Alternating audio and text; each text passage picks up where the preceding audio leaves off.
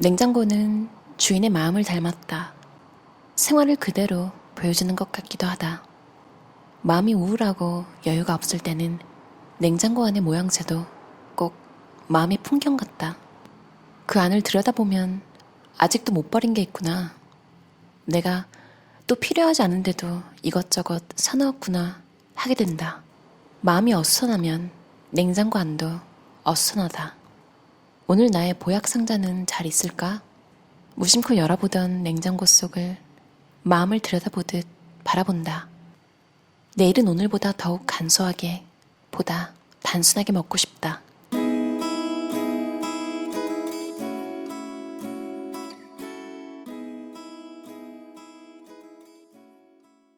식사란 삶에서 가장 중요한 것.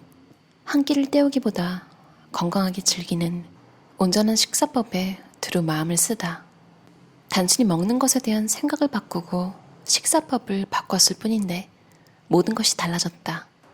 식사란 곧 생활이고 생활이 바로 식사다. 식사의 기본은 소화다. 소화할 수 있어야 좋은 영양소도 내 것이 된다. 그러나 소화할 수 없다면 그 어떤 슈퍼푸드도 내 것이 될 수 없다. 식사도 인생도 소화할 수 있는 것을 섭취해야 버겁지 않다. 맛이 없으면 소화해도 좋지 않다. 맛없다는 생각으로 먹는 식사가 즐거워질 리 없다. 소화가 원활하게 되려면 우선 식사가 즐겁고 행복해야 한다. 이 부분을 보면서 제가 최근에 깨달아서 더 이상 하고 있지 않은 게 생각이 났어요. 그게 뭐냐면 남들이 좋다고 하는 음식, 내가 먹고 싶지 않으면 사지 않기. 특히 이런 게 건강식품일 때 더 심하게 갈등이 생기는 것 같아요. 근데 사람마다 기호가 있잖아요. 어떤 분은 오이를 전혀 드시지 않고 어떤 분은 코리앤더, 그러니까 고수를 전혀 드시지 않잖아요. 저는 토마토가 잘 안 받아요. 먹고 나면 저한테는 건강하지 못한 식품이거든요. 이 책의 저자는 밀가루가 받지 않지만 쌀이 건강에 좋은 음식이라고 느끼고 있고요.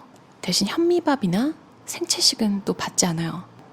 아무튼 그래서 저는 제 입에 맛이 없는 건강식품은 사는 걸 관두기로 했어요. 그래서 블루베리가 아무리 싸도 저는 블루베리를 싫어하진 않는데요.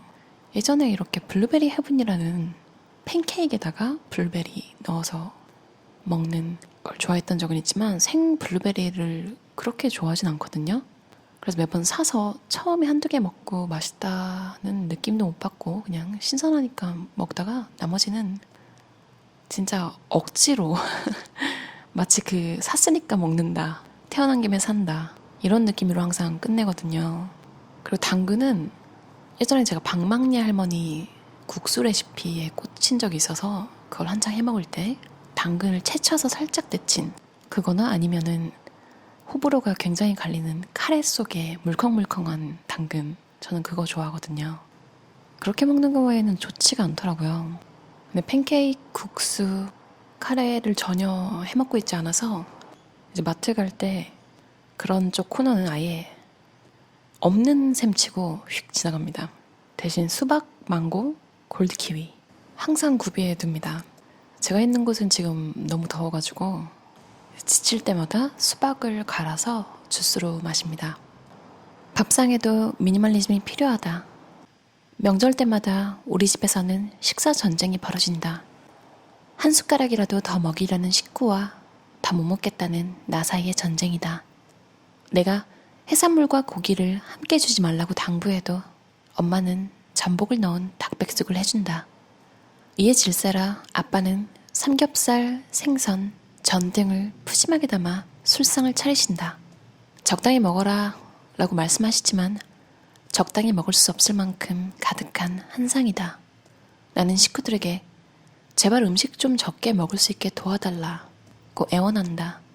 벌써 몇 년째인지 모른다.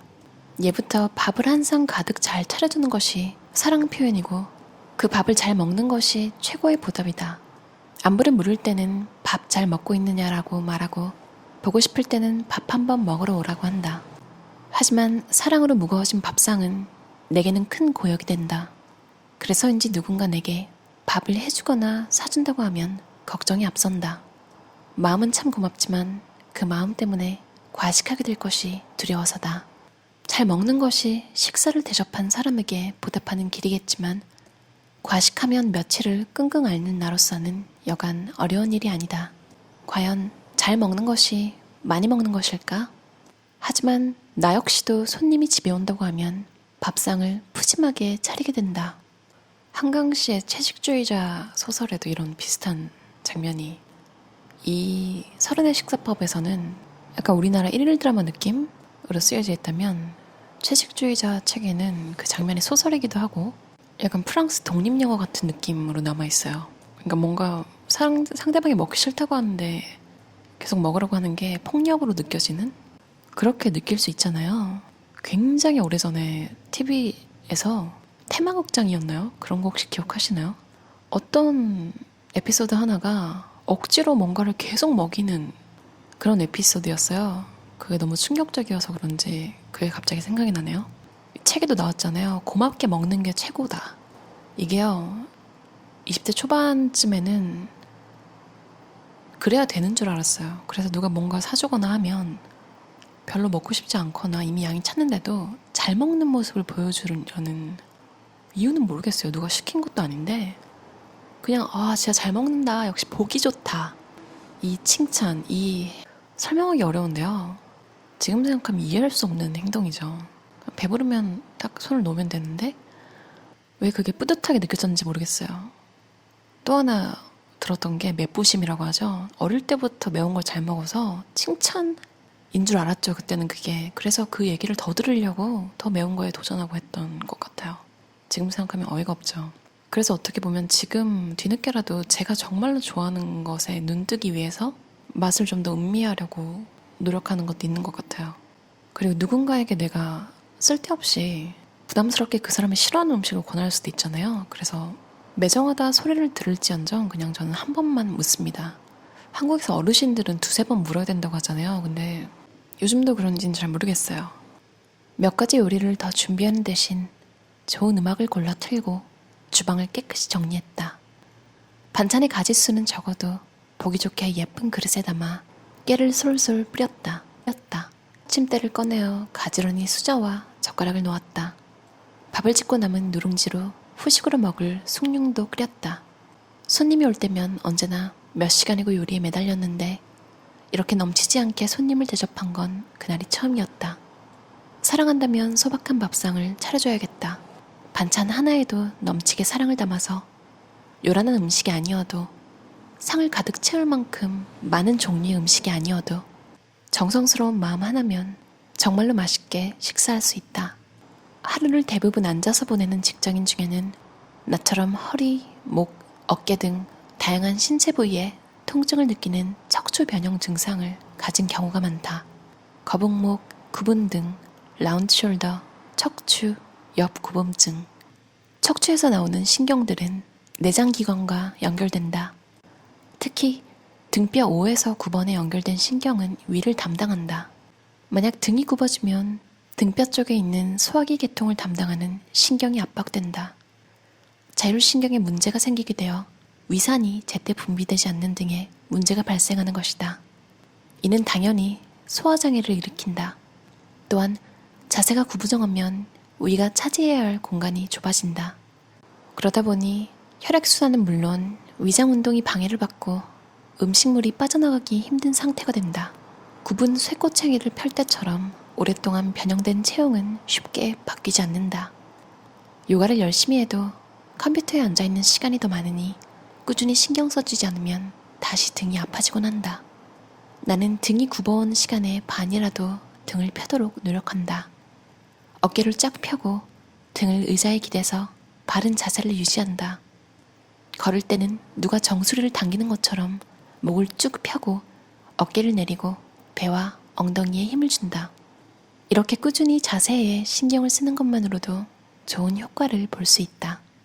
많은 음식이 씹으면 씹을수록 단맛이 좋아진다. 특히 곡식은 씹을수록 단맛이 난다. 밥을 꼭꼭 씹어 먹으면 단맛을 더 잘 느낄 수 있다. 음식을 씹으면 씹을수록 식욕을 자극하는 호르몬 농도가 감소해 포만감을 느끼게 하는 호르몬이 증가한다고 하니 과식까지 예방할 수 있다. 꼭꼭 씹어 먹으면 음식물을 더 잘게 부수어 소화 면적이 넓어지기 때문에 위에도 덜 부담스럽다. 어디 그뿐인가? 음식을 꼭꼭 씹으면 식사가 행복해진다. 음식물을 많이 씹을수록 우리 몸에서는 세로토닌이 분비된다. 이 호르몬은 우리의 기분을 관장하는 도파민, 노드아드레날린이라는 호르몬의 균형을 도와 평온한 상태를 만들어준다. 음식을 씹을 때 귀밑샘에는 파로틴이라는 호르몬도 분비된다. 이 호르몬은 치아, 뼈, 근육, 혈관 등을 강하게 하며 충분히 분비되면 안색도 좋아진다고 한다. 꼭꼭 씹어 먹으라는 부모님의 말씀 안에 이렇게 과학적인 사실들이 숨어 있었다니 놀라운 일이다. 허겁지겁 빨리 먹어서는 이렇게 씹는 즐거움을 느낄 수 없다. 꼭꼭 씹는 것, 그것은 건강해지는 즐거움, 맛을 음미하는 즐거움을 선사한다. 비교 식사하지 않기. 대학 선배와 이태원의 이름난 카레 가게에서 크림 우동과 카레를 먹었다. 플레이팅도 예쁘고 맛도 깔끔한 꽤 괜찮은 밥집이었다. 그렇다고 최고의 카레 가게라고 볼 순 없었다. 내가 먹어본 바로는 홍대 근처에 있는 카레 가게가 훨씬 맛있었기 때문이다. 카레를 먹으면서 선배에게 이야기했다. 선배, 여기도 참 맛있는데 홍대에 더 맛있는 카레 가게가 있거든요. 땡땡땡이라고 안 가보셨죠? 나중에 거기 같이 가요. 그 다음 우리는 이태원의 멕시코 음식점에서 만났다. 여기 타코랑 맥주도 괜찮은데 제가 더 괜찮은데 알아요. 거기는 정말 맛있어요. 다음에 거기 가요.